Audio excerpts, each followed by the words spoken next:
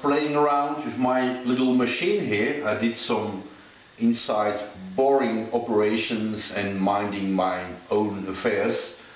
I used the coolant, and one moment I saw that a lake was forming here. You know, this kind of lakes with high grasses and frogs jumping around and dragonflies flying around.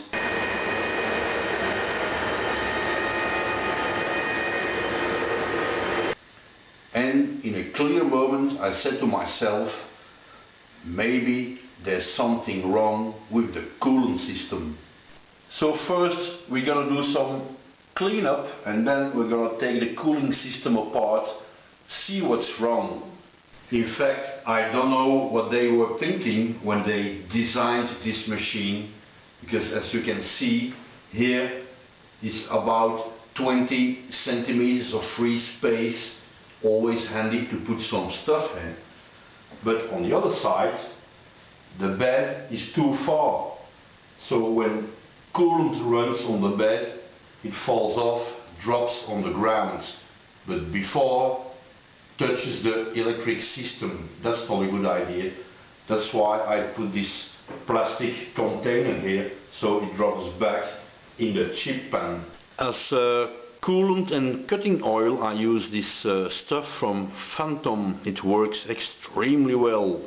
It's expensive, but it's worth its money.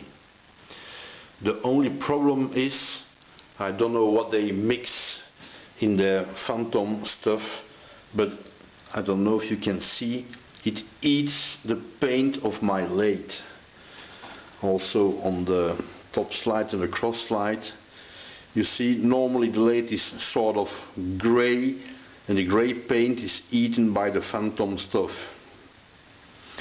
Which means that in the mix, if we go down to the pump system,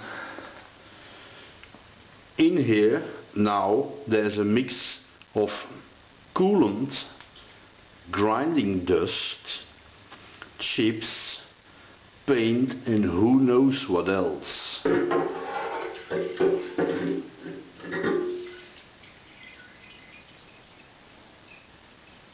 Don't worry, I unplugged the machine, there's no power here.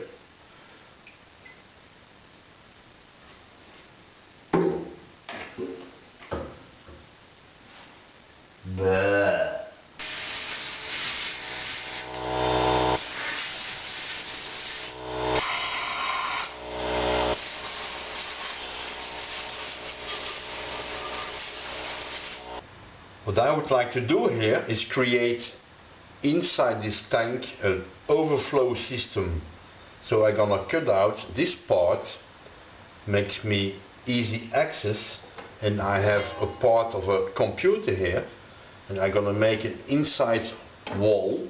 It's a bit too low, but that's okay, it's not a problem.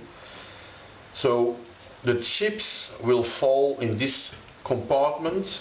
I will put some magnets in here, and then overflow, and this side, here's the pump.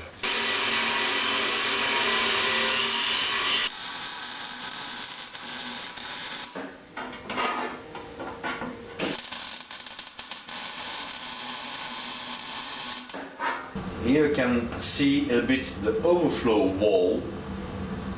Of course I did not weld it all around, there's no need. It's just to prevent the chips come from this side to that side. Let's try, see if the motor still fits. That would be good.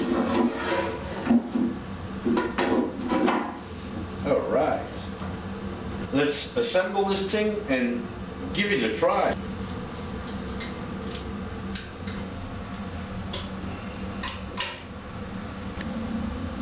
Magnets.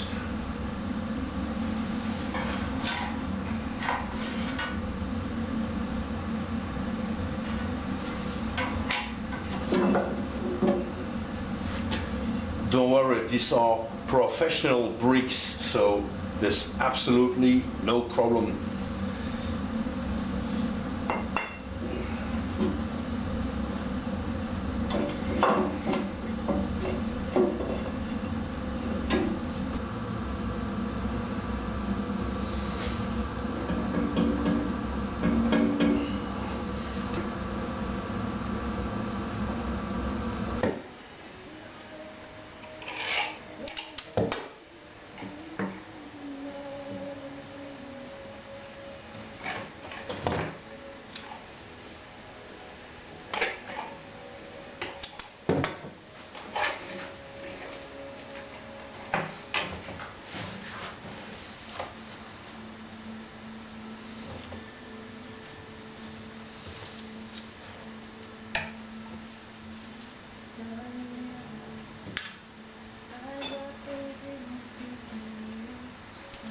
Nice and clean again.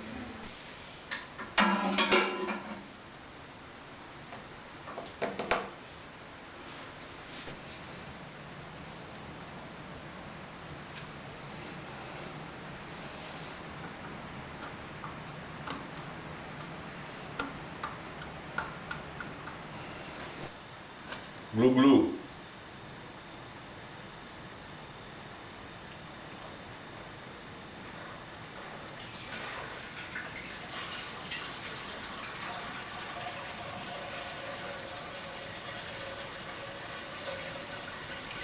I always prefer start with the water, because if something goes wrong, some leaking or you know what, no, water is way cheaper than this phantom cutting liquid.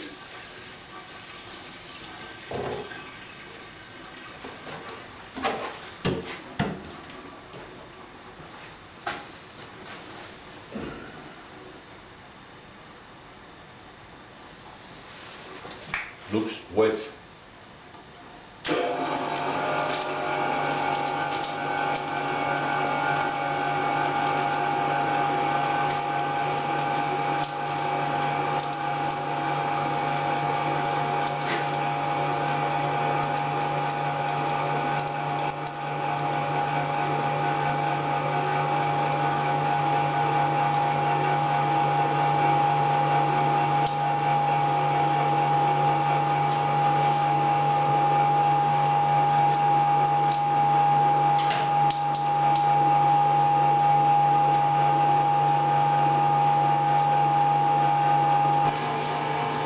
Do you have a fountain in your workshop?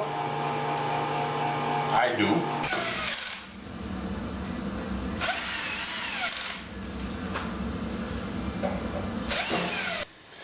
On some machines you have this handle system, and if you have a machine with the red ball on the handle, it means you can time travel.